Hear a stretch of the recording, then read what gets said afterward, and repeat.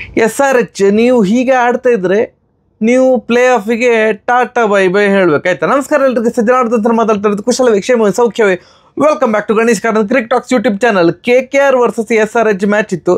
KKR ಮತ್ತು SRH ಎರಡು ತಂಡಗಳು ಕೂಡ 3 ಮ್ಯಾಚ್ಗಳಲ್ಲಿ ಒಂದನ್ನು ಮಾತ್ರ ಗೆದ್ದು 2 ಸೋತಿತ್ತು. KKR last ಪ್ಲೇಸಲ್ಲಿದ್ದರು. ಏನು SRH 8ನೇ ಪ್ಲೇಸ್ ಅಂತ ಅಂದ್ಕೊಳ್ತೇನೆ ಈ ಮ್ಯಾಚ್ ಸ್ಟಾರ್ಟ್ ಆಗುವಾಗ.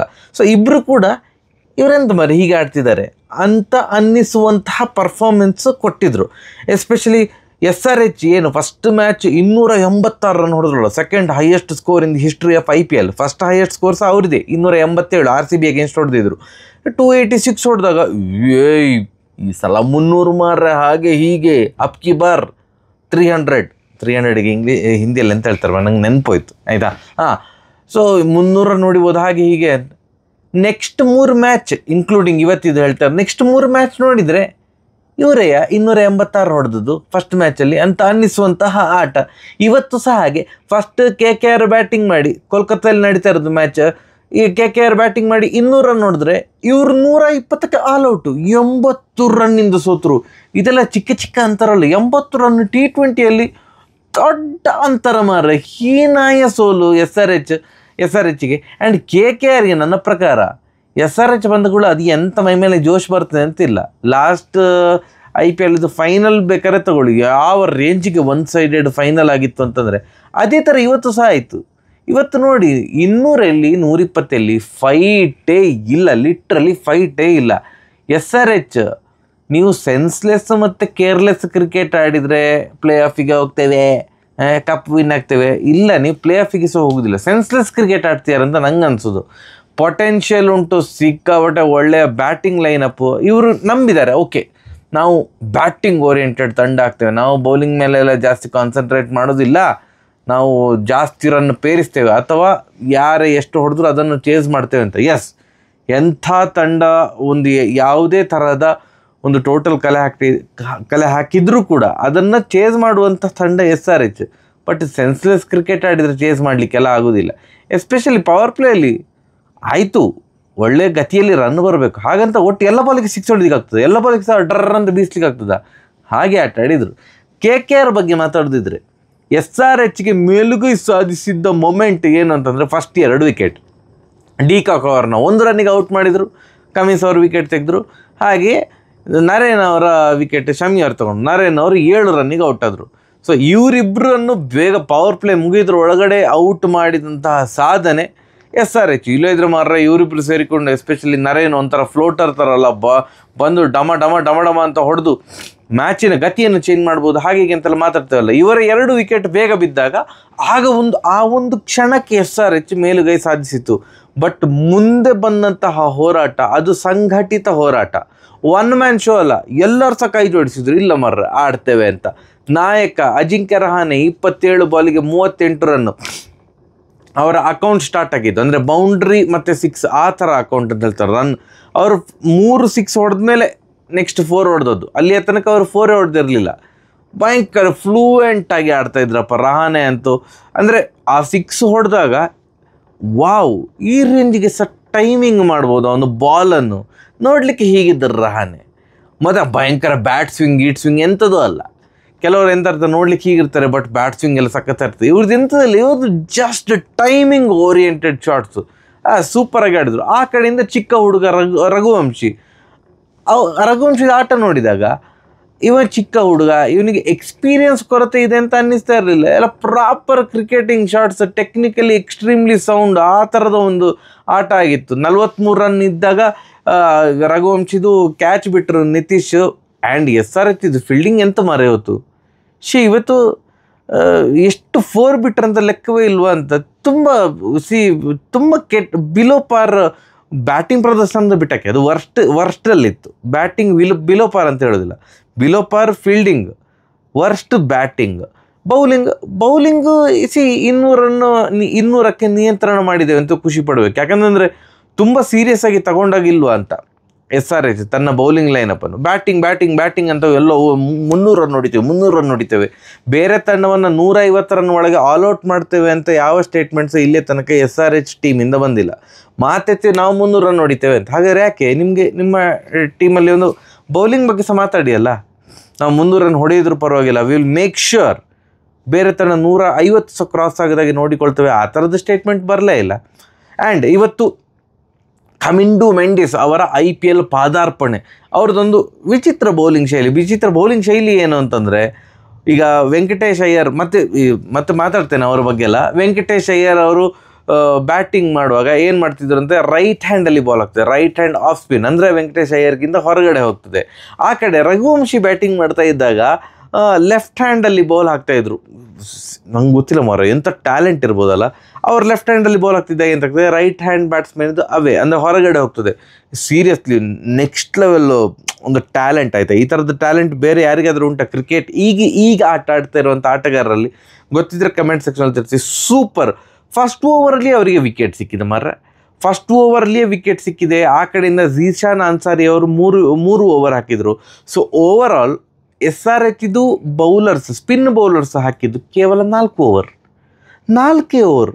ಮಿಕ್ಕಿದ 16 ಓವರ್ SRH ಇದು ಫಾಸ್ಟ್ ಬೌಲರ್ಸ್ ಹಾಕಿದ್ದು. ಅದರಲ್ಲಿ ಓಕೆ, ಶಮಿ ಅವರನ್ನು ಹೊರತುಪಡಿಸಿ ಕಮಿನ್ಸ್ ಹೊಡಿಸ್ಕೊಂಡಿದ್ದಾರೆ ಎಲ್ಲರೂ ಸಹ 40 ರನ್ ಮೇಲೆ 4 ಓವರಿಗೆ ಕಮಿನ್ಸ್ ಹೊಡಿಸ್ಕೊಂಡಿದ್ದಾರೆ, ಸಿಮರ್ಜಿತ್ ಸಿಂಗ್ ಹೊಡಿಸ್ಕೊಂಡಿದ್ದಾರೆ, ಹರ್ಷಲ್ ಪಟೇಲ್ ಅವರು ಹೊಡಿಸ್ಕೊಂಡಿದ್ದಾರೆ. ಈ ಕಡೆ ಕಮಿಂಡು ಮೆಂಡಿಸ್ 1 ಓವರಿಗೆ 4 ರನ್ ಕೊಟ್ಟು 1 ವಿಕೆಟ್ ತೆಗೆದಿರುವಾಗ ವಿಕೆಟ್ ಕೂಡ ತೆಗೆದಿದ್ದಾರೆ. ರನ್ನು ಸಹ ಅಷ್ಟೇನು ಬಿಟ್ಟು ಕೊಟ್ಟಿರೋದು, 4 ರನ್ ಬಿಟ್ಟು ಕೊಟ್ಟಿರೋದು. ಯಾಕೆ ಕಂಟಿನ್ಯೂ ಮಾಡಲಿಲ್ಲ ಅವರನ್ನು? ನನಗೆ ಅದು ನನ್ನ ಒಂದು ವಿವೇಚನೆಗೆ ಮೀರಿದಂಥದ್ದು, ನನಗೆ ಅರ್ಥ ಆಗಲಿಲ್ಲ. ಕಮಿನ್ಸ್ ಎಂತ ಪ್ರೂವ್ ಮಾಡಲಿಕ್ಕೆ ಹೊರಟ್ರು ಅಂತ ಅರ್ಥ ಆಗಲಿಲ್ಲ. ಆಯಿತು, ಯಾರು ರಹಾನೆ ಮತ್ತು ರಘುವಂಶಿ ಹಾಕಿಕೊಟ್ಟಂತಹ ಒಂದು ಅಡಿಪಾಯಕ್ಕೆ ನೆಕ್ಸ್ಟ್ ಅಂಡರ್ ಪ್ರೆಷರ್, ಭಯಂಕರ ಪ್ರೆಷರಲ್ಲಿದ್ದಂಥ ಆಟಗಾರ ವೆಂಕಟೇಶ್ ಅಯ್ಯರ್ ಬಂದು ನನಗೆ ಪ್ರೆಷರೇ ಇಲ್ಲ ಅನ್ನುವ ರೀತಿಯಲ್ಲಿ ಆಟ ಆಡಿದ್ರು. ಫೈನಲಿ ಆ ಒಂದು ಪ್ರೈಸ್ ಟ್ಯಾಗ್ ಹೊರೆ ಅಂತ ಹೇಳ್ತಾರಲ್ಲ, ಅದನ್ನೆಲ್ಲ ಪಕ್ಕಕ್ಕಿಟ್ಟು ಸೂಪರಾಗಿ ಬ್ಯಾಟಿಂಗ್ ಮಾಡಿದರು. ಆ್ಯಂಡ್ ಇನ್ನೊಬ್ಬ ಪ್ಲೇಯರ್ ಕೂಡ ಭಯಂಕರ ಪ್ರೆಷರಲ್ಲಿದ್ದಂಥ ಆಟಗಾರ ರಿಂಕು ಸಿಂಗ್, ಅವರು ಕೂಡ ಅಂದರೆ ಅವರ ಬ್ಯಾಟಿಂಗ್ ಬತ್ತಳಿಕೆಯಲ್ಲಿ ರನ್ನು ಹರಿದು ಬರ್ತಾ ಇಲ್ಲ, ಹಾಗೆ ಹೀಗೆ ಇವರಿಗೆ ಸೊಕ್ಕು ಬಂದಿದೆ, ಕೊಂಬು ಬಂದಿದೆ, ಶ್ರೀಮಂತರಾದ ಮೇಲೆ ಆಟ ಆಡೋದಿಲ್ಲ, ಬಡವರಾಗಿದ್ದರೆ ಮಾತ್ರ ಆಟ ಆಡೋದು, ಹಾಗೆ ಹೀಗೆ ಅಂತೆಲ್ಲ ಮೀಮ್ ಬರ್ತಾ ಇತ್ತು. ಸೊ ಆ ಥರದ ಆಬ್ವಿಯಸ್ಲಿ ಮೀಮ್ ಅವರು ಕೂಡ ನೋಡಿರ್ತಾರೆ ಬಿಡಿ, ಅವರ ಗಮನಕ್ಕೆ ಸಹ ಬಂದಿರ್ತದೆ. ಇಬ್ಬರು ಕೂಡ ಸೂಪರಾಗಿ ಆಡಿದರು. ವೆಂಕಟೇಶ್ ಅಯ್ಯರ್ 29 ಬಾಲಿಗೆ 60 ರನ್, 200ಕ್ಕಿಂತ ಸಹ ಜಾಸ್ತಿ ಸ್ಟ್ರೈಕ್ ರೇಟ್. ಆ್ಯಂಡ್ ಈ ಕಡೆ ಯಾರು ರಿಂಕು ಸಿಂಗ್ ಅವರು 17 ಬಾಲಿಗೆ 32 run, almost 200 strike rate. Last 4 ಓವರಲ್ಲಿ 66 ರನ್ ಡಮಾರ್ ಅಂತ ಚಚ್ಚಿದ್ರು. ಲಾಸ್ಟ್ 5 ಓವರ್ ಅಂತ ಕನ್ಸಿಡರ್ ಮಾಡಿದ್ರೆ 78 ರನ್ ಹರಿದು ಬಂತು. ಸೂಪರ್ ಡೂಪರ್ ಬ್ಯಾಟಿಂಗ್ ಅಪ್ಪ, ಸೂಪರ್ ಅಂದರೆ ಬ್ಯಾಟಿಂಗ್ ಅನ್ನೋದಕ್ಕಿಂತ ಸಹ ಸೂಪರ್ ಡೂಪರ್ ಹಿಟ್ಟಿಂಗ್. ಹೊಡೆದ್ರು ಕೊನೆಗೆ ಹಬ್ಬ. ಐ ಥಿಂಕ್ ಹರ್ಷಲ್ ಪಟೇಲ್ ಅವರ ಓವರಲ್ಲಿಂದ ಅಂದ್ಕೊಳ್ತೇನೆ. ರಿಂಕು ಸಿಂಗ್ ಅವರು ಬ್ಯಾಕ್ ಟು ಬ್ಯಾಕ್ 3 ಬಾಲಿಗೆ 3 4 ಹೊಡೆದ್ರು. On the other hand Venkatesh Iyer ಅವರು ಕಮಿನ್ಸ್ ಅವರ ಓವರಲ್ಲಿ 4 6 4 4 ಹೊಡೆದ್ರು. ಸೊ ಇದೆಲ್ಲ ಕೃಪಾ ಕಟಾಕ್ಷದಿಂದಾಗಿ ಫೈನಲಿ KKR 20 ಓವರಿಗೆ 200 ರನ್ ಹೊಡಿತು. ಆ್ಯಂಡ್ ಇವ್ರದ್ದು ಬ್ಯಾಟಿಂಗ್ ಸ್ಟಾರ್ಟ್ ಆಯಿತು. SRH ಇದು ಇಂಪ್ಯಾಕ್ಟ್ ಪ್ಲೇಯರ್ ಆಗಿ ಬಂದದ್ದು ಹೆಡ್ ಅವರು.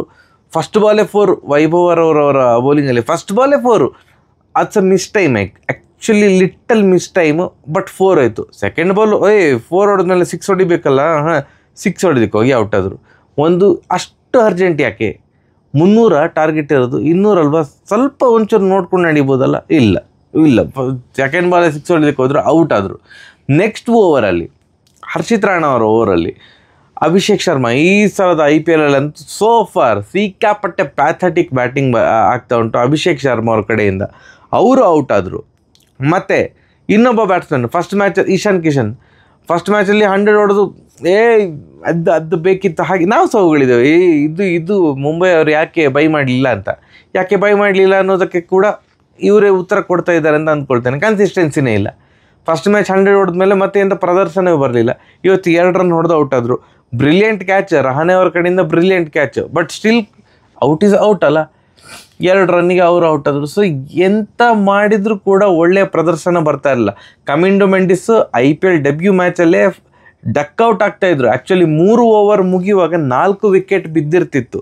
ಥ್ಯಾಂಕ್ಫುಲಿ ಕಮಿಂಡು ಮೆಂಡಿಸ್ ಅವರ ಕ್ಯಾಚನ್ನು ರಸೆಲ್ ಅವರು ಡ್ರಾಪ್ ಮಾಡಿದ್ರು. ಇಲ್ಲದಿದ್ದರೆ ಎಕ್ಸಾಕ್ಟ್ 3 ಓವರ್ ಮುಗಿದಾಗ 4 ವಿಕೆಟ್ ಬಿದ್ದಿರ್ತಿತ್ತು. ಆ ಒಂದು ಜೀವದಾನದ ಲಾಭ ಪಡ್ಕೊಂಡು 20 ಬಾಲಿಗೆ 27 ರನ್ ಕಮಿಂಡು ಮೆಂಡಿಸ್ ಅವರು ಹೊಡೆದ್ರು. ಸೊ ಓವರ ನೋಡಿದಾಗ ಅವ್ರದ್ದು ಒಂಥರ ಡ್ರೀಮ್ ಡೆಬ್ಯೂ IPLಲ್ಲಿ. 20 ಬಾಲಿಗೆ 27 ರನ್ ಒಂದು ಚೆಂದ ಮಾಡಿ ಆಡಿದರು. ಬೌಲಿಂಗ್ ಅಂತ ಬಂದಾಗ 1 ಓವರ್ ಹಾಕಿದ್ರು ಕೂಡ ವಿಕೆಟ್ ತೆಗೆದ್ರು, ಜಸ್ಟ್ 4 ರನ್ ಬಿಟ್ಟು ಕೊಟ್ಟು. ಬಟ್ ನಿರಂತರವಾಗಿ ವಿಕೆಟ್ ಹೋಗ್ತವೇ ಹೋಯಿತು. ವರುಣ್ ಚಕ್ರವರ್ತಿ ಅವರು 3 ವಿಕೆಟ್ ತೆಗೆದ್ರು, ವೈಭವ್ ಅವರು 3 ವಿಕೆಟ್ ತೆಗೆದ್ರು, ಹರ್ಷಿತ್ ರಾಣಾ 1 ವಿಕೆಟ್. ಈಗ ರಸೆಲ್ ಅವರು ರನ್ ಬಿಟ್ಟು ಕೊಡ್ತಾರೆ, ಬಟ್ ಅವ್ರಿಗೆ ಅದೇನೋ ವಿಕೆಟ್ ಟೇಕಿಂಗ್ ನ್ಯಾಕ್ ಇದೆ. ಅವರು 2 ವಿಕೆಟ್ ತೆಗೆದ್ರು. ಮತ್ತು ಅವರ ಎವರ್ ಗ್ರೀನ್ ಬೌಲರ್ ನರೇನ್ ಅವರು 1 ವಿಕೆಟ್ ತೆಗೆದ್ರು. ಆ್ಯಂಡ್ KKR ಪಾಲಿಗೆ ಇವತ್ತಿನದ್ದು ವಿಕೆಟ್ 200ನೇ ವಿಕೆಟ್ ಆಗಿತ್ತು. ಒಂದು ಫ್ರ್ಯಾಂಚೈಸಿಗೆ 200 ವಿಕೆಟ್ ತೆಗೆದು ಅಂತಂದರೆ ಗ್ರೇಟ್ ಕಮಿಟ್ಮೆಂಟ್, ಗ್ರೇಟ್ ಅಚೀವ್ಮೆಂಟ್. ಅವರೊಂದು ಆ ತಂಡಕ್ಕೆ ಕಮಿಟ್ಮೆಂಟ್ ಕೊಟ್ಟಿರೋದು, ಇನ್ನೊಂದು ಆ ಒಂದು ಅಚೀವ್ಮೆಂಟ್, ಅದೇನು ಚಿಕ್ಕ ವಿಷಯ ಏನಲ್ಲ. ಕೊನೆಗೆ 120 ರನ್ನಿಗೆ ಆಲ್ಔಟ್. ಅವ್ರದ್ದು ಅನಿಕೇತ್ ವರ್ಮಾ ಅವರು ಏನು ಕ್ಲಿಕ್ ಆಗಲಿಲ್ಲ. ಆ್ಯಂಡ್ 3 ಮ್ಯಾಚಲ್ಲಿ ಅಭಿನವ್ ಮನೋಹರ್ಗೆ ಚಾನ್ಸ್ ಕೊಟ್ಟಿದ್ದರು. ಆ ಒಂದು ಚಾನ್ಸನ್ನು ನಾವು ಕರೆಕ್ಟಾಗಿ ಉಪಯೋಗ ಮಾಡಿಕೊಳ್ಳಿಲ್ಲ. ಅವರಿಗೆ ಈ ಮ್ಯಾಚಲ್ಲಿ ಅವಕಾಶ ಕೂಡ ಸಿಗಲಿಲ್ಲ. ಪ್ಲೇಯಿಂಗ್ 11ನಿಂದ ಪಟಾರ್ ಅಂತ ಹೊರಗಡೆ ಹಾಕಿ ಬಿಟ್ಟಿದ್ದರು. ಸೊ ನಿರಂತರವಾಗಿ ವಿಕೆಟ್ ಕಳೆದುಕೊಳ್ತವೇ ಹೋಯಿತು. SRH ಎಲ್ಲಿಂದ ಕೂಡ ಒಂದು ಥ್ರೆಟ್ನಿಂಗ್ ಟೀಮ್ ಆಗಿ ಕಾಣಲಿಲ್ಲ. ಕ್ಲಾಸನ್ನು ಇರುವ ತನಕ ಏನೊಂದು ಕ್ಲಾಸನ್ನಿದ್ದಾರೆ, ಎಂತಾರು ಮಾಡ್ಬೋದು, ಎಂತ ಸಹ ಮಾಡಲಿ. ಪೆವಿಲಿಯನಿಗೆ ಹೋದರು, 21 ಬಾಲಿಗೆ 33 ರನ್ ಏನೋ ಹೊಡೆದು, ಅಂದರೆ ಒಂದು 33 ರನ್ ಹೊಡೆದಿದ್ದೇನೆ ಹೇಳ್ಬೋದು. ಬಿಟ್ಟರೆ ಅದರಿಂದ ತಂಡಕ್ಕೆ ನಯ ಪೈಸೆ ಯೂಸ್ ಆಗಲಿಲ್ಲ. ನಿತೀಶ್ ರೆಡ್ಡಿ ಕೂಡ ಹಾಗೆ, ಅಂತಹ ಒಂದು ಇನ್ನಿಂಗ್ಸ್ ಬರ್ತಾ ಇಲ್ಲ. 15 ರನ್ ಹೊಡೆದು ಔಟ್ ಆದರು. ಬೌಂಡ್ರಿ ಲೈನಲ್ಲಿ 6 ಹೊಡೆಯುವಂಥ ಧಾವಂತದಲ್ಲಿ ಎಲ್ಲ ಮಿಸ್ ಟೈಮ್. ಈ ಟೀಮಲ್ಲಿ 6 ಇಲ್ಲ ಇದ್ದರೆ ಮಿಸ್ ಟೈಮ್ ಆಗಿ ಔಟ್ ಆಗ್ತಾರೆ ಅಂತ ಕಾಣ್ತದೆ. ಹೆಚ್ಚಿನ ಅಂಶ ಗ್ರೌಂಡ್ ಶಾಟ್ಸ್ ಎಲ್ಲ ಯಾರಿಗೆ ಸಹ ನೆನಪಿಲ್ಲ ಅಂತ ಕಾಣ್ತದೆ. 4 ಹೊಡಿಬೋದಲ್ಲ, ಎಲ್ಲ ಬಾಲಿಗೆ 6 ಯಾಕೆ ಹೊಡಿಲಿಕ್ಕೆ ಹೋಗ್ತೀರಿ? 6 ಹೊಡಿಲಿಕ್ಕೆ ಹೋಗಿ ಮಿಸ್ ಟೈಮ್ ಆಗಿ ಸುಮಾರು ಜನ ಕ್ಯಾಚ್ ಕೊಟ್ಟು ಔಟ್ ಆದರು. ಕೊನೆಗೆ 120 ರನ್ನಿಗೆ ಆಲ್ ಔಟು. ಹೀನಾಯ ಸೋಲೆ, 80 ರನ್ನಿದ್ದು ಸೋಲೆಲ್ಲ ಇದೆಲ್ಲ ಚಿಕ್ಕ ಸೋಲೆ ಅಲ್ಲ. ಐ ಹೋಪ್ ಗಾಯಕ್ವಾಡ್ ಅವರು ಒಂದ್ಸಲ ಐ ಥಿಂಕ್ RCB ಮೇಲೆ 50 ರನ್ನಿಂದ ಸೋತಾಗ ಜಸ್ಟ್ ನಾವು 50 ರನ್ನಿಂದ ಸೋತದು ಅನ್ನುವಂಥ ಸ್ಟೇಟ್ಮೆಂಟ್ ಕೊಟ್ಟಿದ್ರು. ಆ ಥರದ ಸ್ಟೇಟ್ಮೆಂಟ್ ಪ್ಯಾಟ್ ಕಮಿನ್ಸ್ ಅವರು ಕೊಡೋದಿರಲಿ ಅಂತ ಆಶಿಸ್ತೇನೆ. ನಾವು ಜಸ್ಟ್ 80 ರನ್ನಿಂದ ಸೋತಿತ್ತು, ಅದಕ್ಕಿಂತ ಜಾಸ್ತಿ ಏನಲ್ವಲ್ಲ, ಸೊ ಪರವಾಗಿಲ್ಲ, ಖುಷಿ ಇದೆ ಅಂತ ಆ ಥರದ ಸ್ಟೇಟ್ಮೆಂಟ್ ಕೊಟ್ಟಿರಲಿಕ್ಕಿಲ್ಲ ಅಂತ ಅಂದ್ಕೊಳ್ತೇನೆ. ಬಟ್ ಈ ಒಂದು ಜಯದೊಂದಿಗೆ KKRಗೆ ಒಂದು ಸಮಾಧಾನ ಆಗಿರುತ್ತೆ. ಹಬ್ಬ ಮಾರ ಸ್ವಲ್ಪ ಮೇಲೆ ಬಂದವು ಟೇಬಲಿಂದ ಅಂತ, ಟೇಬಲ್ ಬಾಟಮಲ್ಲಿದ್ದರು. ಆ್ಯಂಡ್ ಈ ಒಂದು ಸೋಲಿನೊಂದಿಗೆ ನನ್ನ ಪ್ರಕಾರ SRH ಅವರು ಲಾಸ್ಟ್ ಪ್ಲೇಸಲ್ಲಿ ಇರ್ತಾರೆ ಅಂತ ಅಂದ್ಕೊಳ್ತೇನೆ. ಕಳೆದ ಸಲದ ರನ್ನರ್ ಅಪ್ ತಂಡ ಈ ಸಲ ಲಾಸ್ಟ್ ಪ್ಲೇಸ್ ಅಂತಂದರೆ, ಈ ಸಲದ IPL ಯಾಕೋ ಸ್ವಲ್ಪ ಬೇರೆ ಮಸಾಲೆ ತುಂಬಿದೆ. ಎಲ್ಲ ಟೀಮು ಸಿಕ್ಕಾಪಟ್ಟೆ ಸ್ಟ್ರಾಂಗ್ ಆಗಿ ಕಾಣ್ತಾ ಇದೆ. ಯಾವ ತಂಡವನ್ನು ಸಹ ಸದ್ಯಕ್ಕೆ all of a sudden favourite ಅಂತ ಹೇಳಲಿಕ್ಕೆ ಆಗ್ತದೆ ಅಂತ ನನಗೆ ಯಾಕೆ ಡೌಟ್. ಅಷ್ಟು ಬೇಗ ಯಾವ ತಂಡ ಕ್ಲಿಯರ್ ವಿನ್ನರ್ ನೋಡಿದ ಕೂಡ ಗೊತ್ತಾಗ ಇವರೇ ವಿನ್ ಆಗೋದು ಅಂತ, ಆ ಥರ ಯಾವುದು ಅನ್ನಿಸ್ತಾ ಇಲ್ಲ. ಭಯಂಕರ ಟಫ್ ಉಂಟು ಅಂತ ಅಂದ್ಕೊಳ್ತಾ ಇದ್ದೇನೆ. ಅಂತೂ ಇಂತೂ ನಮ್ಮ ಕಾಶ್ಮೀರದಿಂದ ಕೊನೆಯ ವಿಡಿಯೋ ಅಪ್ಪ. ಇದು ಹೌಸ್ ಬೋಟಲ್ಲಿ ಮಾಡ್ತಾ ಇರೋದು, ಅದಕ್ಕೆ ಜಾಸ್ತಿ ಎನರ್ಜಿ ಕೊಟ್ಟು ಮಾತಾಡ್ಲಿಕ್ಕೆ ಆಗ್ತಾ ಇಲ್ಲ. ಯಾಕೆ ಜೋರು ನಮಸ್ಕಾರ ಅಂತಂದು ಕಿರ್ಚಿದ್ರೆ ಆ ಕಡೆಯಿಂದ ಕಾನೆ ಅಂತ ಒಂದು ವಾಯ್ಸ್ ಬರ್ತದೆ. ಅಷ್ಟು ಅಂದರೆ ಸೌಂಡ್ ಪ್ರೂಫಲ್ಲೇ ಇಲ್ಲ. ಹೌಸ್ ಬೋಟ್ಗಳಲ್ಲೆಲ್ಲ ಸೌಂಡ್ ಪ್ರೂಫ್ ಇರೋದಿಲ್ಲ. ಹಬ್ಬ ಹೋಪ್ಫುಲಿ ನಾಳೆ ಒಂದು ಎಕ್ಸೆಪ್ಷನ್ ಇಟ್ಕೊಳ್ಳಿ. ನಾಡ್ದು ಅಂತೂ ಬೇಗ ಪಟ ಅಂತ ವಿಡಿಯೋ ಬರ್ತದೆ. ಏನು ಅನ್ನಿಸಿತು ಮ್ಯಾಚ್ ಬಗ್ಗೆ ಅಂತ ಕಮೆಂಟ್ ಸೆಕ್ಷನಲ್ಲಿ ತಿಳಿಸಿ. ಸರಿಯಾಗಿ ಬರುವ ನಮಸ್ಕಾರ. ಚಾನಲಿಗೆ ಸಬ್ಸ್ಕ್ರೈಬ್ ಆಗಿ.